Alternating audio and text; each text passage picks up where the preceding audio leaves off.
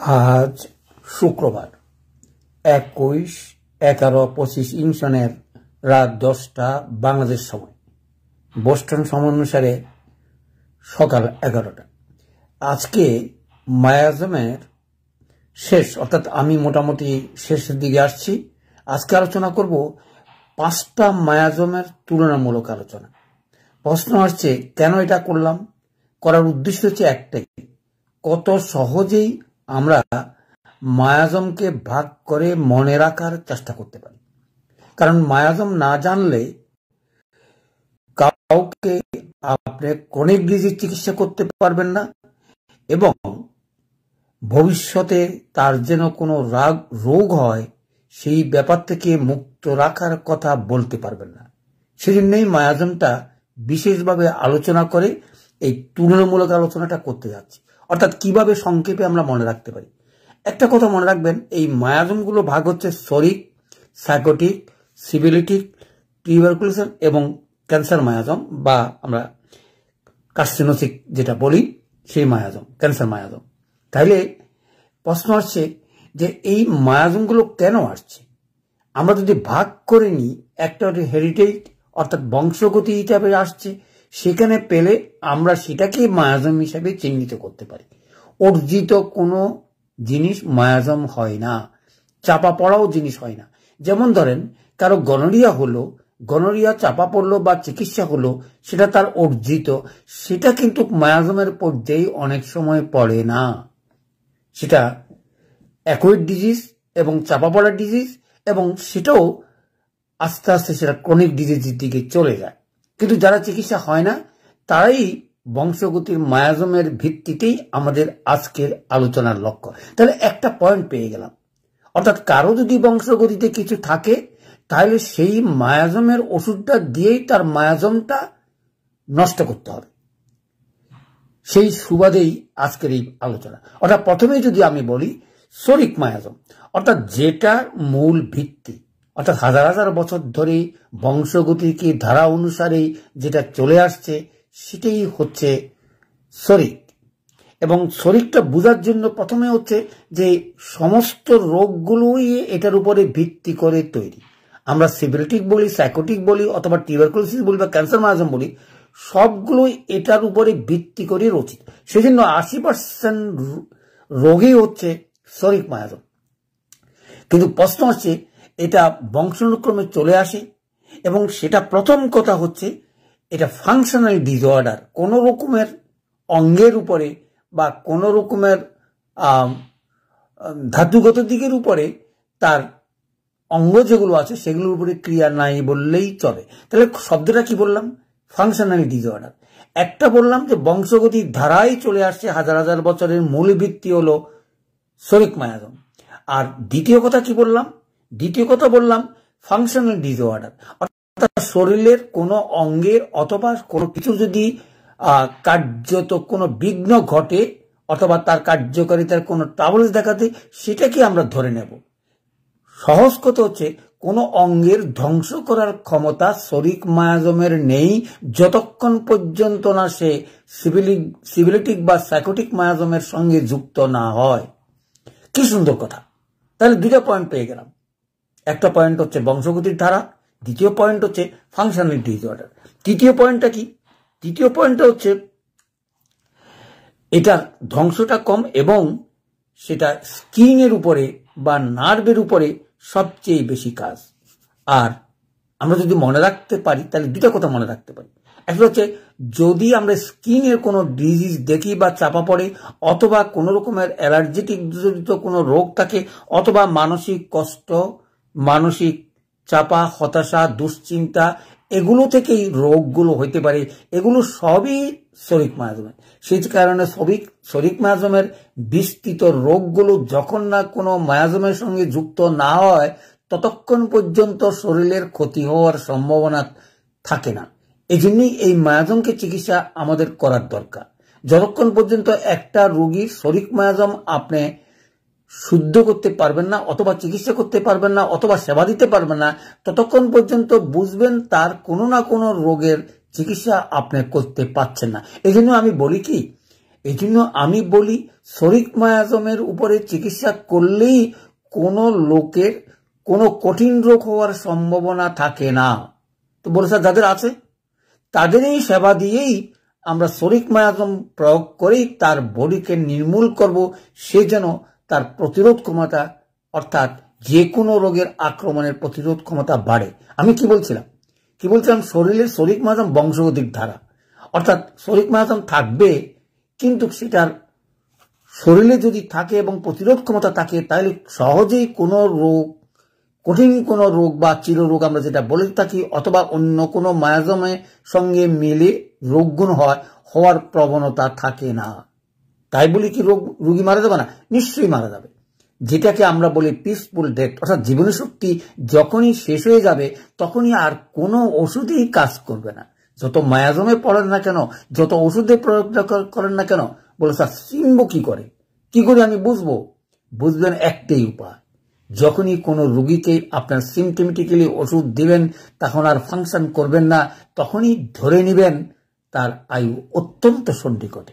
এগুলো বুঝতে গেলে হয়তো 10-12 বছর বা 20 বছর অনেক সময় আপনাদেরকে অভিজ্ঞতাটা নিতে হয় যে রোগী প্রয়োগ করলাম, ফাংশন হচ্ছে না, কাজ হচ্ছে না, অর্থাৎ যেই কাজ করা যেই ওষুধে সেই ওষুধের কাজ করছে না, অথবা আমি দীর্ঘদিন চিকিৎসা করার পরও কোনো উপকার পাচ্ছি না, অর্থাৎ যেই লক্ষণের ভিত্তিতে ওষুধটা দেওয়া হলো সেই ওষুধে কাজ করছে না। এরকম যদি ফেল করে থাকে তাহলে ধরেই নেবেন রোগী আর বেশি দিন বাঁচবে না, তার মৃত্যু সন্নিকটে। যাই হোক, এগুলো পরে আলোচনার বিষয়। তাহলে 3টা কথা পেয়ে গেলাম।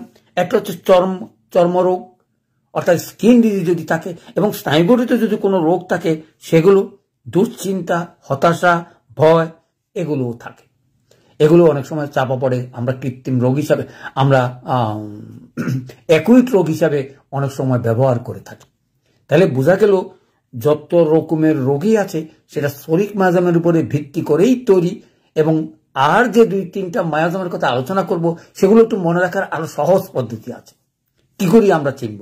তাইলে আমরা বুঝে গেলাম যে প্রত্যেকটা লোকই শরিক মায়াজমের অন্তর্গত, এবং সেটা থাকে, সেটা আমাদেরকে চিকিৎসা করেই তাকে জীবনী শক্তি যেন তার, অর্থাৎ যেটা আমরা ইমিউনিটি বডি অর্থাৎ প্রতিরোধ ক্ষমতা যেন তার করে, এবং সেটা করতে পারলেই কোনো রোগীকে আপনি বলতে পারবেন আপনার টিবি হবে না, ক্যান্সার হবে না, এবং আপনার কঠিন কোনো রোগ হবে না, কারণ আপনি ধারাবাহিকভাবে তাকে 3-4 বছর চিকিৎসা করেছেন। অর্থাৎ সংক্ষেপে যদি বলি, মিনিমাম 2 থেকে 3-4 বছরের ভিতরে যদি কোনো সুস্থ ডায়াবেটিস হোক, তার অন্য কোনো ট্রাবলস হোক, হার্ট ডিজিজ হোক, সকল রোগ যদি তার নির্মূল করতে পারেন তাহলেই আমি বলবো সেটাই শরিক মায়াজম, যার কোনো ট্রাবলস। দেখবেন অনেক সময় আমাদের অনেক রোগী যখন ইতিহাস নেবেন 60-70 বছরও তার কোনো রকমের ট্রাবলস নেই, খালি ফাংশনাল ডিসঅর্ডার গুলো তাকে ট্রাবলস সৃষ্টি করে, সেগুলো থেকে মুক্তি দেওয়ার জন্য এই শরিক মায়াজম। তো বলে স্যার আরগুলো চলে আসি। তাইলে বুঝলাম স্কিনের উপরের কাজ, নার্ভের উপরের কাজ, এবং দুশ্চিন্তা, হতাশা এবং ভয় এ সকল, আর রোগগুলো উঠে নামা করে, অর্থাৎ আসে আর যায়, এবং কোনো কোনো সময় তো তীব্র হয় আবার চলেও যায়। এই কথাগুলো মনে রাখলেই আমরা শরিক মায়াজমের রোগগুলোকে ভাগ করে চিন্তা করতে পারি। কিন্তু আর ভাগগুলো খুব সোজা। কিরকম সোজা? যেমন ধরি আমি যদি এখন আর 2টা কথা একটু বলেই যাই, কারণ শরিক মায়াজমের এই যে ফাংশনাল ডিসঅর্ডারটা বললাম সেটা কি। দেখুন, আমরা সচরাচর দেখবেন প্রত্যেকটা লোকেই গ্যাস্ট্রিকের ট্রাবলস নিয়ে আসে, অর্থাৎ শরিক মায়াজমের যদি আমরা চিন্তা করি তাহলে গ্যাস্ট্রিক নিয়ে হজম এবং পায়খানা, এই 3টা সিস্টেম, কারণ এগুলো তো আমাদের একটা ফাংশনাল সিস্টেম, আমরা খেতে হয়, খেলে হজম করতে হয়, হজম করলে পায়খানা প্রস্রাব হবে এবং পানি খেলে হবে। এই যে সিস্টেমিক্যালি ধারাবাহিকতার কোন রকম যদি ফাংশনাল ডিসঅর্ডার হয় তখনই আমি বুঝে নেবেন সে শরিক মায়াজমের রোগী। তাহলে বোঝা গেল গ্যাস্ট্রিকটাই শরিক মায়াজমের প্রথম উপদ্রব, কারণ সেখানে মায়াজমের কোনো কঠিনতা না থাকলেও, কোনো মায়াজম না থাকলেও তার গ্যাস্ট্রিকের ট্রাবল সচরাচর হতে পারে, সেটা খাওয়ার অনিয়ম হোক আর যাই হোক না কেন। তাহলে আমরা কি বুঝলাম? গ্যাস্ট্রিকের ট্রাবলস, হজম এবং হজমের ক্ষুধা কম, দুর্বলতা, রক্তশূন্যতা, এবং যেটা অ্যালার্জির কথা বললাম, আর হচ্ছে যে কোনো এসব রোগ থেকে দেখবেন অনেক সময় পাইলসের রোগ হয়ে থাকে। কৃমির সমস্যা হয়ে থাকে। এগুলো সবই ফাংশনাল ডিসঅর্ডার। আপনার এগুলো শরীরে কাজ করছে না গতিকে কৃমির সৃষ্টি, শরীরে কাজ করছে না গতিকেই আপনার গ্যাস্ট্রিকের ট্রাভেলস, শরীরে কাজ করছে না গতিকে অ্যালার্জির ট্রাভেলস। এই অ্যালার্জিটা সেজন্যই কঠিন চিকিৎসা করাও। তাইলে আমরা বুঝতে পারলাম এই সকল জিনিস থাকলে আমরা শরিক মায়াজমের অন্তর্গত হিসাবে আমরা ধরে নিয়েই চিকিৎসা করতে পারি। প্রশ্ন হচ্ছে সোজা, অর্থাৎ এরপরে আসে সাইকোটিক মায়াজম। দেখুন, সাইকোটিক মায়াজম আমরা বুঝে থাকি যে গনোরিয়া বা সিফিলিস চাপা পড়লেই এই রোগগুলো হয়ে থাকে। গনোরিয়া রোগ চাপা পড়লেই হয় সাইকোটিক, আর সিভিলিটি রোগ চাপা পড়লেই হয় সিভিলিটিক মায়াজম। তাহলে এই দুইটা মায়াজমকে চিনার উপায়ও সহজ, অর্থাৎ বংশগতিতে যদি কোনো চাপা পড়ে কোনো রোগীর যদি কোনো রোগ হয়ে থাকে তাহলে আমরা চিনতে পারি। সংক্ষেপে সাইকোটিক রোগীর বোঝার কারণ হচ্ছে কোনো জিনিস বৃদ্ধি হওয়া, সেটা শরীরে জল জমা হোক, তারপরে ওজন বৃদ্ধি হোক, অথবা কোনো টিউমার হোক, আঁচিল হোক, মানে কোনো বর্ধিষ্ণ জিনিস দেখলেই অথবা বংশগতিতে আমরা পেলেই ধরে নিতে পারি সেগুলো সাইকোটিক মায়াজম। তাহলে এটা ওই যে বললাম চাপা পড়া, অর্থাৎ বংশগতি অনুসারে তার কোনো না কোনো সময় এরকম চাপা পড়ার রোগ হয়তো আসছে যেটা গনোরিয়া বা সিফিলিস থেকে হয়েছে, সেগুলোই সাইকোটিক বডি হিসাবে আমাদের কাছে প্রাদুর্ভাব হয় এবং আমরা সেই নির্বাচন করতে পারি। অর্থাৎ কোনো অঙ্গ যদি হয়, আর এগুলো শরিক মায়াজমের সঙ্গে যুক্ত না হলে কিন্তু কোনো ধ্বংসাত্মক কোনো কাজ করতে পারে না। তাইলে বুঝতে পারলাম কোনো অঙ্গ যদি বাড়ে অথবা বৃদ্ধি হয়, অথবা তার সেখানে আমরা আঁচিল, টিউমার অথবা পানি জমা যে কিছু হোক, অর্থাৎ যখনই কোনো অঙ্গ বাড়বে তখনই আমরা ধরে নেব সেটা সাইকোসিস মায়াজম। তাইলে আর কি, তাহলে এরকম বডিতে আসলে বলতে পারে ফ্যাটি লিভার হয়ে গেছে, আমার অঙ্গের হয়তো বর্ধিষ্ণু হয়ে গেছে, এরকম যেমন লিভার ফ্যাটি লিভার, অথবা লিভারটা বড় হয়ে গেছে, হার্টটা এনলার্জ হয়ে গেছে, অর্থাৎ এরকম যদি কোনো ট্রাভেলস থাকে আমরা ধরেই নেব শরীরের গ্রোথ যদি বেশি হয়, ওজন যদি বেশি হয়, অথবা পানি জমে, এই সকল রোগেই হচ্ছে সাইকোটিক মায়াজমের অন্তর্গত। আর কি, আর হচ্ছে ওই যে বললাম বংশগতিতে যদি আঁচিল টিউমার বা থাকে তাইলে আমরা। তার দ্বিতীয় কারণ হচ্ছে নিজেকে লুকানো, অর্থাৎ নিজের দোষটা লুকানো, এই কথাটা, অর্থাৎ নিজের দোষ স্বীকার করতে রাজি নেই এবং সন্দেহ প্রবণতা। তার মনে হয় যেন আমার বিরুদ্ধে কেউ না কেউ লাগছে, অথবা আমার পিছনে কোনো লোক আসতেছে, এরকম সন্দেহ প্রবণতা থাকলে আমরা ধরেই নিতে পারি। তাহলে আঁচিল টিউমার বা বর্ধিষ্ঠ কোনো জিনিস দেখলে, সন্দেহ প্রবণতা দেখলে, এবং ঈর্ষা অর্থাৎ হিংসা করা, কারোকে লুকানো, সকল জিনিসই তার চাপা দেওয়া, লুকানো, যেটা আমরা সংক্ষেপে অনেক সময় বলতে পারি যে টিকার কুফল। টিকা যখন চাপা পড়ে অথবা টিকা দিয়ে কোনো রোগের প্রতিরোধ করতে হবে বা টিকাযুক্ত কোনো লোকে যদি হয়ে থাকে, তাইলেও সেটাকে আমরা সাইকোটিক মায়াজম হিসাবে ট্রিট করতে পারি এবং সেটার ওষুধও আপনাদের জানা আছে, সেখানে আমরা অনেক সময় থুজার কথা বলে থাকি। তাইলে আর কি করতে পারি, আর শারীরিক এই যেটা বললাম বাইরে থেকে কিভাবে আমরা চিনতে পারি, কিন্তু প্রত্যেকটা মায়াজমের দুইটা জিনিস, একটা হচ্ছে মনস্তর আর একটা হচ্ছে দৈহিক স্তর। তাহলে সালফারে কি দৈহিক স্তর পেলাম, স্কিন ডিজিজ থাকতে হবে, অথবা নার্ভের উপরে কাজ থাকতে হবে এবং ফাংশনাল ডিসঅর্ডার থাকতে হবে। আর সাইকোটিকের হচ্ছে বংশগতির দ্বারা আঁচিল টিউমার থাকতে হবে, শ্বাসকষ্ট অনেক সময় থাকতে পারে, নাও থাকতে পারে, ওটাও নানা কারণে হয়ে থাকে, তাইলেও আমরা ধরে নিতে পারি। আর হচ্ছে নিজেকে লুকানো এবং গোপনীয়তা, আর হচ্ছে সন্দেহ প্রবণতা মারাত্মক, যেটা মানুষকে তিলে তিলে খেয়ে ফেলে এবং কারো ভুল ক্ষমা করতে পারে না। এই কয়েকটা কথা মনে রাখলে আমরা বুঝতে পারি। আর তৃতীয়ত হচ্ছে সিফিলিটিক মায়াজম, যেটার মায়াজমের অর্থ হচ্ছে ধ্বংসাত্মক। আমরা দেখবেন যে সিফিলিটিক মায়াজমের রক্তপাত রক্তপাত হইতে পারে। আর শরীরের এতক্ষণ পর্যন্ত যেসব অঙ্গগুলোর কথা বললাম, আমাদের শরীরে 4-5টা অঙ্গ আছে, যেগুলো অঙ্গ উপরে ভিত্তি করে অনেক সময় কঠিন থেকে কঠিনতর রোগগুলো যুক্ত হয়ে আমাদের নানা রকমের রোগের সমস্যার সৃষ্টি করে।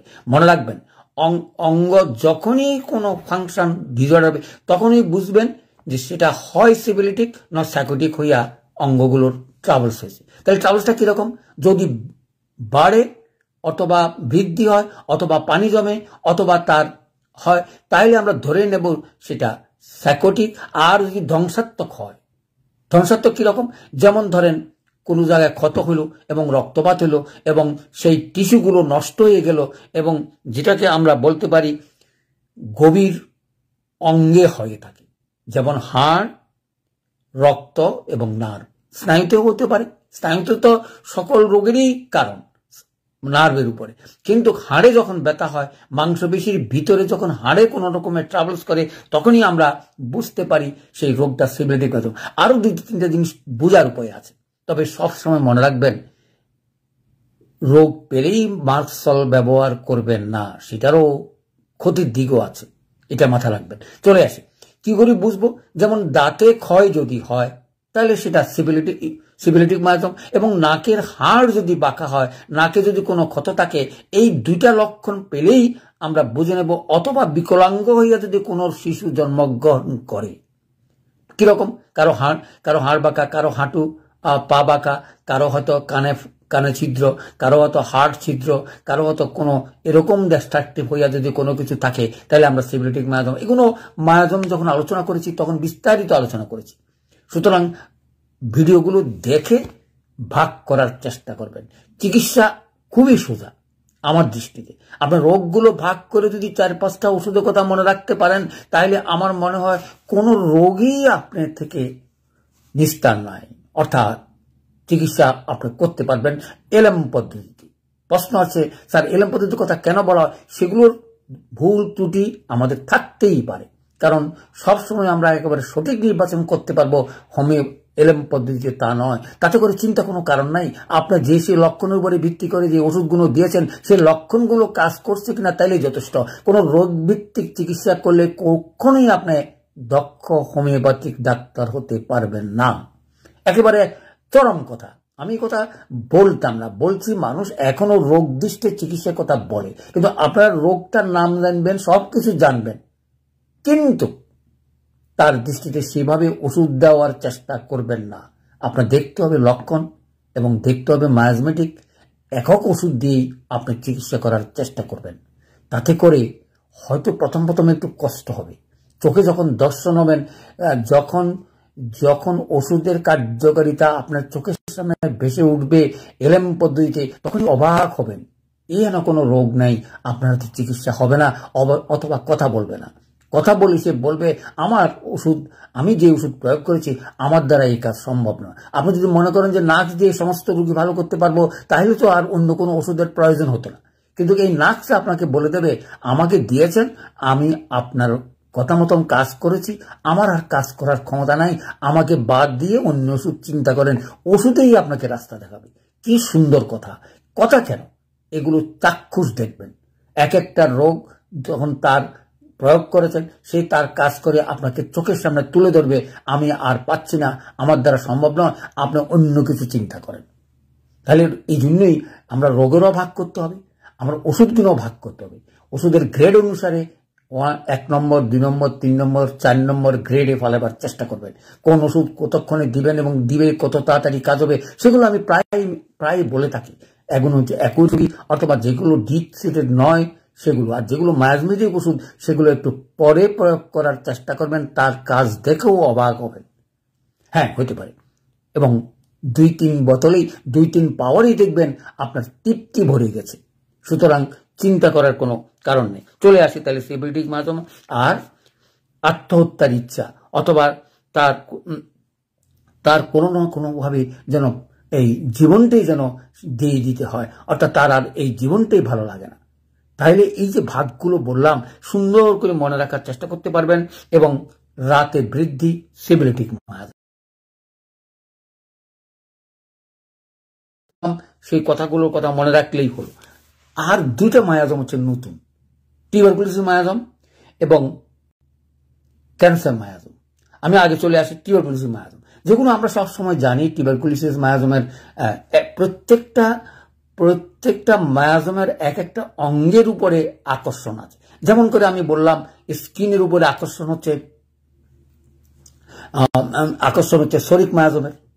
তারপরে সিফিলিটিক মায়াজমের অঙ্গগুলো ধ্বংস করার এবং টিস্যু, রক্তপাত এবং ক্ষত, পুঁজ টুস সহ মিলে তার বিশ্রীকাণ্ড, কোন রকমের সে বর্ধিত দূরের কথা হইতেই সে একেবারে ক্ষয়রোগ, যেমন দাঁতের ক্ষয়রোগের কথা বললাম, নাকের কথা বললাম, ঠিক সেরকম হিসাবে আমরা যদি টিউবারকুলোসিস মায়াজমের ধরতে পারি, অর্থাৎ অন্য কোনো মায়াজমের যদি যুক্ত না হয় টিউবারকুলোসিস মায়াজম হইতে পারে না। এজন্য প্রত্যেকটা মায়াজমের কোনো কোনো অঙ্গের উপরে তাদের দুর্বলতা থাকে। যেমন টিউবারকুলোসিস মায়াজমের লাংসের উপরে তার দুর্বলতাটা বেশি, অর্থাৎ আমরা যেটা টিবি বলি অথবা লাংস এফেক্টেড, শ্বাসকষ্ট এবং শ্বাসকষ্টের উপরে যত রকমের রোগ আছে সেখান থেকে সর্দি কাশি হয়ে সেই শ্বাসকষ্ট হয়ে তার টিউবারকুলোসিস মায়াজমের দিকে যায়, এবং সেটা অন্য মায়াজমের লগে যুক্ত না হইলেই সেটা কঠিন থেকে কঠিনতর রূপ নিতে পারে না। তাইলে বুঝতে পারছেন। এবং এই যে বললাম, দেখুন 5টা অঙ্গের ভিতরে যদি আমরা বলি গ্যাস্ট্রিকের ট্রাভেলস, সেটা শরিক মায়াজম, লাংসের ট্রাভেলস, সেটা টিউবারকুলোসিস মায়াজম, আর যখনই লিভারের ট্রাভেলস অথবা কিডনি ট্রাভেলস আমরা ধরেই নেব সেটা সাইকোটিক মায়াজম। আর হার্টের উপরে যখনই কোনো রকমের কোনো রোগ হয়, এনলার্জমেন্ট ছাড়া সব রোগগুলি হচ্ছে ধ্বংসাত্মক, অর্থাৎ সিফিলিটিক মায়াজম। তাইলে এই যে ভাগ করে মনে রাখার সুবিধাটা, আমি কথা বলছি না রোগ পাইলেই কি ওষুধ প্রয়োগ করবেন, সেটাও করবেন না। সিম্পল ওষুধ দিয়েই 3-4 দিনের ভিতরে বুঝতে পারবেন তার রোগটা কি নয়। খালি ধরে মায়াজমেটিক ওষুধের থেকে দূরে থাকার চেষ্টা করবেন। কেন বলতেছি, যেমন ধরেন একটা প্রেশারের রোগী আসলো, প্রেশারের হয়তো কোনো না কোনো কারণে তার প্রেশারটা বাড়ছে, আপনি একেবারে ধরিয়েই আপনি আমাদের মায়াজমেটিক যেমন সিফিলিটিক মায়াজমের ওষুধ দিয়ে দিলেন। কখনো সেটা করবেন না, কারণ সিম্পল ওষুধ আপনাকে অনেক রোগ থেকে মুক্তি করে। সেগুলো আমি আলোচনা করেছিলাম যখন আমি কেস টেকিং নিয়ে আলোচনা করেছিলাম। তাইলে বুঝতে পারছেন টিউবারকুলোসিস মায়াজমের চিনার উপায়টা কি, ক্ষয় হয়ে যাবে, অর্থাৎ ওজন কমে যাবে। খুব রেয়ার কেস, অনেক সময় হয়তো সেটা যদি সাইকোটিক মায়াজমে যুক্ত হয়ে হয়, অনেক সময় ওজন বাড়তেও পারে, খুব কম। লাংসে থাকতে হবে, ওজন কমতে হবে, এবং তার সঙ্গে শ্বাসকষ্ট এগুলো থাকবেই। আর পরিবর্তনশীলতা, অর্থাৎ এই মায়াজমকে বুঝতে হলে অস্থিরতা এবং পরিবর্তনশীলতা, ওজন কমা, এবং ওই যে বললাম দীর্ঘস্থায়ী কাশি রোগ, সর্দি লেগেই থাকে, কাশি লেগেই থাকে, কাশি ভালো হয় না। এই জন্য একটা উদাহরণ দিয়ে আরেকটা কথা বলতে চেষ্টা করি। আমি বলছিলাম পাটোসিন ওষুধ দিয়ে আমি যথেষ্ট কাশি রোগীকে ভালো করেছি। একমাত্র রোগী ভালো হবে না যাদের টিবি বা লাংসে এফেক্ট আছে। তাহলে দেখেন, আপনারা যদি বুঝতেই পারেন, আমি আমার জীবনে আমার বোধ এত, কারণ কাশি পড়তে গিয়ে কাশির ওষুধে আছে 50টা, কোনটা দিয়ে শুরু করবেন, কোনটা দিয়ে করবেন, কতক্ষণে আমি নির্বাচন করব। কিন্তু আপনি যখন টিবি পরীক্ষা করে আসবে অথবা টিবি শনাক্ত হয়ে আসবে, তখন আপনি বুঝেই গেলেন সে টিউবারকুলোসিস বডি, আপনার টিবির উপরে ওষুধ দিলেন।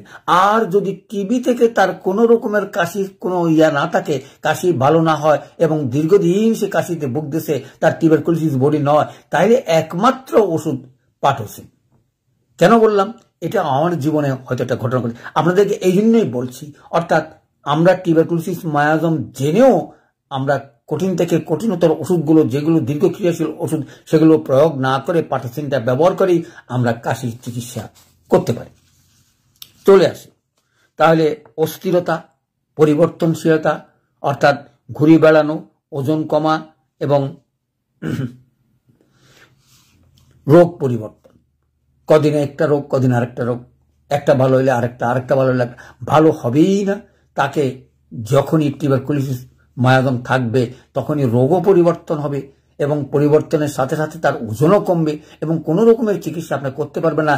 এই জন্যই কেস টেকিংগুলো নেওয়ার সময় পয়েন্টগুলো ভাগ করে শরীরের কতটুকু পার্সেন্টেজ কোন ভাগে আছে অথবা রোগীটা কোন পর্যায়ে আপনার কাছে চিকিৎসার জন্য আসছে। সর্দি কাশি জ্বর এই সামান্য চিকিৎসা করে আপনারা সন্তুষ্ট হওয়ার কোনো কারণ নাই। আপনাদের সন্তুষ্ট হচ্ছে একটা লোক 80-90 বছর অন্তত সুস্থভাবে বসে। হ্যাঁ, রোগ শোক হবে, সর্দি কাশি একটু হবে আবার চলে যাবে, যেটা শরিক মায়াজমে অনেক সময় হয়, কিন্তু অন্য কোনো মায়াজম হয়ে তার কষ্ট হবে, প্যারালাইসিস হয়ে শুয়ে থাকবে, টিবি হয়ে দীর্ঘদিন ভুগবে, লাংস খারাপ হয়ে যাবে,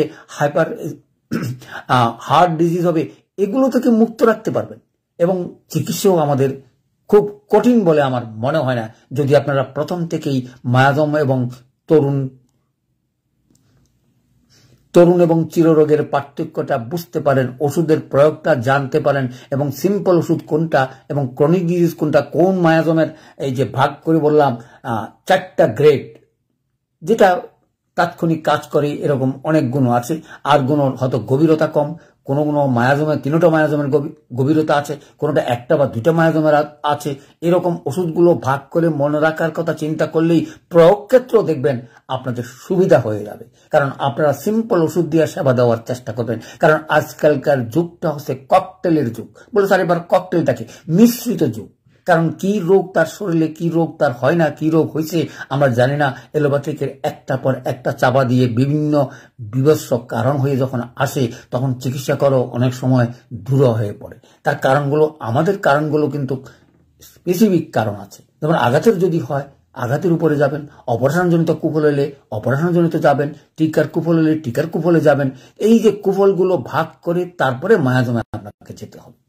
এবং মায়াজমে যেতে হলেও বলছে এত কথা মনে রেখে তো আমরা চিকিৎসা করতে পারবো না। অনেকেই হোমিওপ্যাথিক দেন। আমি আপনাদেরকে বলবো আমাদের এত কথা মনে রেখে চিকিৎসা করা ডিফিকাল্ট, সেই জন্য সংক্ষেপে মনে রাখার জন্য আজকের এই আলোচনা। অর্থাৎ কত সংক্ষেপে 4টা মায়াজম ভাগ করে আমি রাখতে পারি, আমি কথা বলছি না, কারণ একজন এক একটা ওষুধ দিয়ে ভালো করেছে তার অর্থ এই কথা নয়।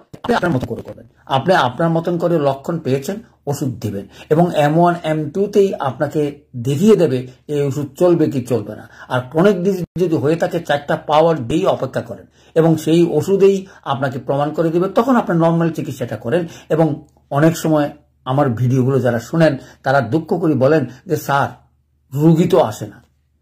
চিকিৎসা তো আপনার প্রথমেই ভুল করেন, যেটা আমার 10 বছর চলে গেছে। কারণ আপনি যদি তরুণ রোগের কোনো রোগী আসে এবং আপনি যদি ওষুধ দিয়ে দেন, তাহলে তরুণ রোগ তার ভালো হয়ে গেলে আপনার কাছে আসার কোনো কারণ নাই। কেন আসবে? শ্বাসকষ্টের রোগী আসছে, আপনার 2টা পাওয়ার দিয়ে দিলেন, তার শ্বাসকষ্ট ভালো হয়ে গেল, সে শ্বাসকষ্টের আর আসবে না। সে আরেকটা রোগী পাইলে বলবো ওর কাছে যান, শ্বাসকষ্টটা ভালো হবে। কিন্তু আপনি তারা করলেন কি, অ্যাকুইট কেসটা কমাই দিলেন, কিন্তু রোগটা তো ভালো হলো না। 5 বছর পরে বা 3 বছর পরে রোগটা আবার আসবে। কিন্তু আপনি যদি চিকিৎসা জানেন, প্রথম দিন থেকে যদি কেস টেকিং নিয়ে সিরিয়ালি রাখেন, আমি জানি কেউ আপনাকে হয়তো কেস টেকিং দিবে না, কিন্তু আপনার দর্শন আদর্শ তাই হওয়া উচিত। তাই চিকিৎসা করেন, রুগী আপনাকে ছাড়বে না। আপনি যেরকম রুগী পান না, এখন সবার এক অভিযোগ স্যার রুগী থাকে না। এরকম আমারও জীবনে প্রথম 10 বছর চলে গেছে যে রুগী তো থাকে না। 2-3 বোতল হতো, তখন 2-3 পাওয়ার দিয়ে রুগীকে বিদায় দিতাম এবং আর রুগী আসতো না। এবং আসতো না কারণটা জানার জন্য আমাকে 10 বছর অপেক্ষা করতে হয়েছে। কারণটা কি, আমরা একুইট রোগী যখন চিকিৎসা করি আমরা চিন্তা করি না সে কোন মায়াজমের রোগী, কিভাবে আমি চিকিৎসা করব। কিন্তু এখন কোন রোগী আসলেই আর ছাড়ে না, আমিও ছাড়ি না, সেও ছাড়ে না। হয় চিকিৎসা তাকে নিতে হবে, না হয় তার অর্ধ চিকিৎসা করে চলে যাবে, তাতে কোনো আমার আপত্তি নেই। আমি তার একেবারে সকল রোগের এই যে 80 বছর বাঁচার গ্যারান্টি দেওয়ার, আমি যদি গ্যারান্টি দিতে পারি আপনিও পারবেন, আপনার কোনো রোগ হবে না। কখন কি করতে হবে, তাকে শরিক মায়াজমে আনতে হবে। শরিক মায়াজমে আনলেই তার প্রতিরোধ ক্ষমতা বাড়বে এবং এক একটা ওষুধ যখন ঠিক হয়ে যাবে তখন আপনি দীর্ঘদিন সেটা চালিয়ে তার ইমিউনিটিটা বাড়াতে পারবেন। কোনো রোগ শোক সহজে তার হবে না। দেখবেন এগুলো আমি যদি দেখতে পারি আপনারাও পারবেন। সেই সুযোগের জন্য আজকে এই 5টা অর্থাৎ কম্পারেটিভ তুলনামূলক আলোচনা, 5টা ওষুধের আলোচনা করতে যাচ্ছি। তাহলে টিউবারকুলোসিসের পরে চলে আসতে, টিউবারকুলিনামের পরে চলে আসতেছে কাশি, গন্তফুলের কথা বললাম, ওজন কমা, ওজনের পরিবর্তনশীল, আচ্ছা মানসিক পরিবর্তনশীল যেগুলো পড়ে। আর যেটা ক্যান্সার মায়াজম, দেখুন এই মায়াজমের হয়তো লাস্ট 2 দিন 3 দিন আলোচনা করেছি। প্রথমে আলোচনা করেছিলাম একটা ওষুধ নিয়ে কার্সিনোসিন, তারপরে হয়তো 5টা ওষুধ, তারপরে হয়তো তার মায়াজম আলোচনা করেছি।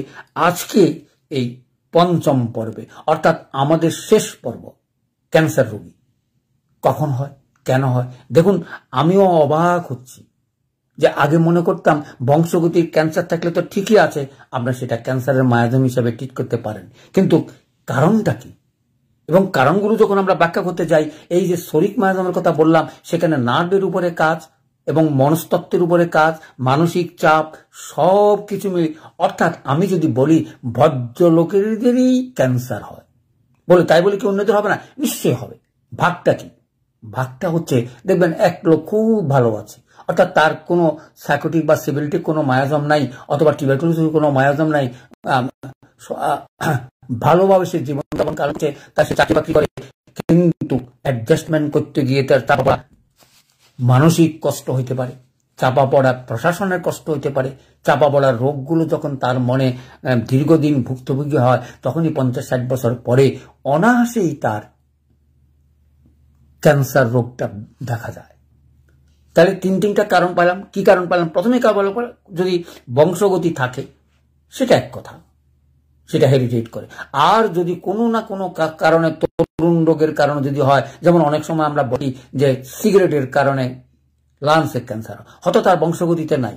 আর একটা ওই দিন আমি বলছিলাম যে যেমন আমাদের দেশে আর্সেনিক সমস্ত জায়গায় পানিগুলো শুদ্ধ নয়, সেই পানিগুলো আর্সেনিক হয়েই কারো ক্যান্সার হইতে পারে।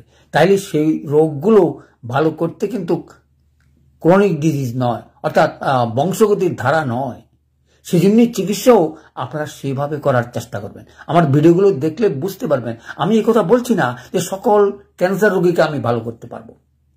আমার কথা হচ্ছে আমরা যেন প্রতিরোধ করতে পারি। এই প্রতিরোধের জন্যই ক্যান্সারের উপরে যে আলোচনাটা করেছি সেটা একটু মনে রাখলেই আপনার, অর্থাৎ প্রথম থেকে যদি রোগী আসে, সেই রোগী বংশগতির ধারা যদি থাকে, আপনার যদি তার কাছে সিম্পল চিকিৎসার জন্য আসে, দাঁতের ব্যথা থেকে আরম্ভ করে যে কোনো একটা সিম্পল ওষুধের জন্য আসলো, তাকেও আপনার কার্সিনোসিন দিয়েই বিদায় করে দিতে পারেন, অন্তত 4 বোতল, যেন বাকি জীবনে তার এই বংশগতির ধারা থেকে সে মুক্ত থাকে। বলে স্যার আমি দেবো, আমার স্বার্থটা কি? হ্যাঁ, আপনার স্বার্থ আছে।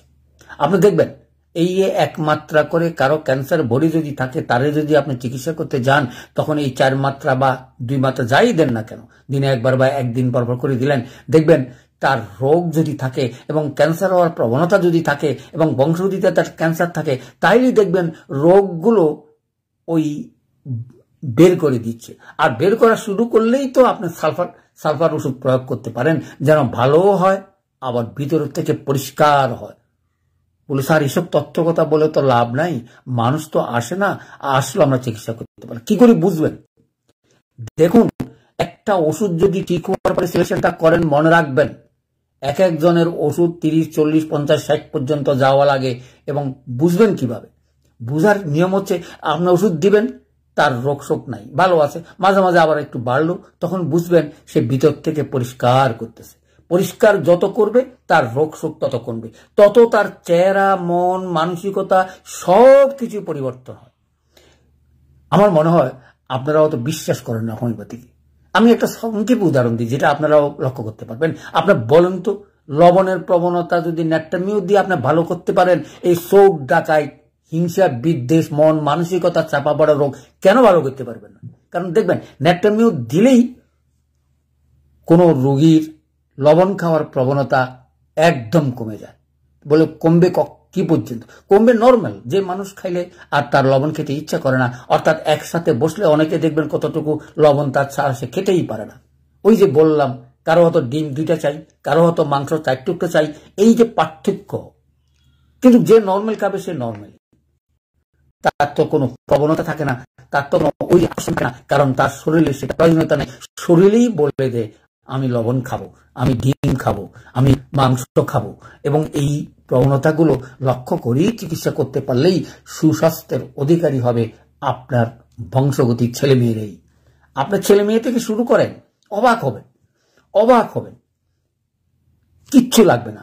আপনার বংশগতি আপনি ঠিক করেন। আমার ছেলে কতটুকু ভালো হবে সেটা অ্যাডভান্স স্টেজ থেকে শুরু করতে পারেন, জন্ম থেকে শুরু করতে পারেন, 10 বছর বয়স থেকে শুরু করতে পারেন। আপনার ঘাবড়াবার কোনো কারণ নাই। আপনি না এখন তো আর চিকিৎসা হবে না, আমি তো ওইসব করি না। আপনি যদি মনে করেন কেস টেকিং নেন, চিকিৎসা শুরু করেন, পরিবর্তনগুলো দেখেন, দেখবেন অবাক হবেন। আপনার পরিবারকেই আপনার সুস্থ রাখতে পারবেন লক্ষ লক্ষ টাকার বিনিময়ে। হ্যাঁ, হইতে পারে অনেকে অত বিশ্বাস করবে না, অনেকে অত কিছু করবে না, আমি বিশ্বাস করি, কারণ প্র্যাকটিক্যাল আমি দেখেছি। তারপর শেষ হয়নি, দেখা তো আর দেখা হইলেও তো সবসময় আপনার কাছে রোগীপত্র আসবে, কিন্তু তা না। আপনি যদি আমার এই প্রসেসে রোগীটা ধরে রাখেন, অথবা আগামী দিনের ভবিষ্যৎ মানুষ যদি বুঝতে পারে যে না আমি খুব ভালো আছি, তাইলেই তো আপনি রোগী ছাড়বে না। রোগী, কারণ রোগ নাই এরকম কোনো পরিবার নাই, আর আপনার পরিবারেই আপনি চিকিৎসাটা শুরু করেন। অনেক সময় অনেকে আমাদেরকে নিন্দা করে যে আমরা এলোপ্যাথিক ওষুধ খাই, হোমিওপ্যাথিক চিকিৎসা করি না। আমি আপনাদেরকে অনুরোধ করব, এলোপ্যাথিকের সঙ্গে হোমিওপ্যাথিক চলতে কোনো আপত্তি নেই। এলোপ্যাথিকে কোনো রোগীর লবণ খাওয়ার প্রবণতা কমাবার কোনো কারণ নাই। এলোপ্যাথিকে কোনো রোগী ডিম খাওয়ার প্রবণতা কমাবার কারণ নাই। মৃত্যুকের ওষুধ নাই, মানসিক কষ্টের ওষুধ নাই, খালি রিল্যাক্স, মাথা ব্রেইনের উপরে ঘুমের ওষুধে দিয়েই আপনাকে অচৈতন্য করে রেখেই চিকিৎসা করা হয়। কিন্তু হোমিওপ্যাথিক তা নয়। কি সুন্দর চিকিৎসা ব্যবস্থা, কিন্তু তারপরও আমাদেরকে কেউ মূলায় না।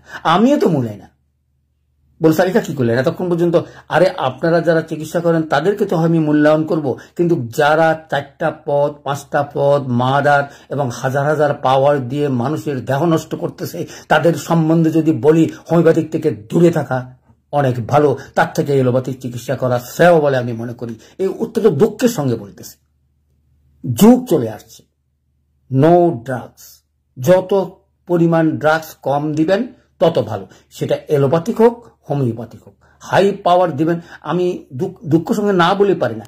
এক একটা রুগীর যখন 4 পদের মাদার এবং 3 পদের ওষুধ এবং হাই পাওয়ার দেওয়া হয়, আপনি চিন্তা করেন তো, আমরা যারা 50 পদ্ধতি করি এবং ওষুধের ক্রিয়াকার্য সম্বন্ধে অত একটু জানি, আমরা একটা পাওয়ার থেকে একটা পাওয়ার দিতে আমাদের হাত কাঁপে। আমরা কতবার জিজ্ঞেস করা, স্যার কোনটা দেব? কিন্তু আপনাদেরকে তো বলি 1 2 3 4 দিতে থাকেন, 1 থেকে 4 পর্যন্ত আপনার ডাক্তার তৈরি করে দেবে।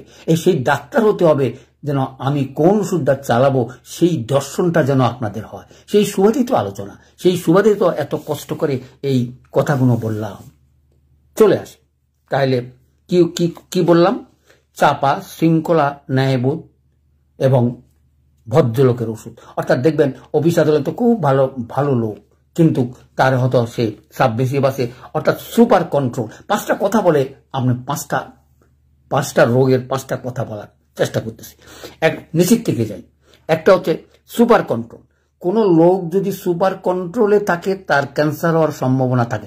এতক্ষণ পর্যন্ত বললাম বংশগতিক ক্যান্সার, অথবা ক্যান্সার রোগের যদি কোনো রোগ বা কোনো ওষুধে যদি ক্রিয়া কার্যকলাপ না করে, অথবা এই 18টা বাধার থেকে যদি কোনো রোগ হয়, সেগুলো ক্যান্সার হতে পারে, বংশগতি থেকে হতে পারে, আর সুপার কন্ট্রোল রোগীদের হতে পারে। অর্থাৎ যারা নানা কারণে চাপা পড়া রোগী আসছে, যেগুলো আমার ক্যান্সার মায়াজমের ইয়েটা পড়লে পাবেন, তাহলে আমরা সংক্ষেপে কি বলতে পারি? সুপার কন্ট্রোল, একটা শব্দ দিয়ে। তৃতীয় হচ্ছে tuberculosis miasm, changeable ability, changeable পরিবর্তনশীলতা। অর্থাৎ এই রোগ আজকে আছে কালকে নেই, আবার একটা পরিবর্তন হলো, আবার স্থান পরিবর্তন হলো, আবার সে ব্যায়াকে ইচ্ছে করে। অর্থাৎ রোগগুলো পরিবর্তন করে রোগগুলো হয়। তাহলে দুইটা চলে গেল, যেগুলো সবচেয়ে কঠিন।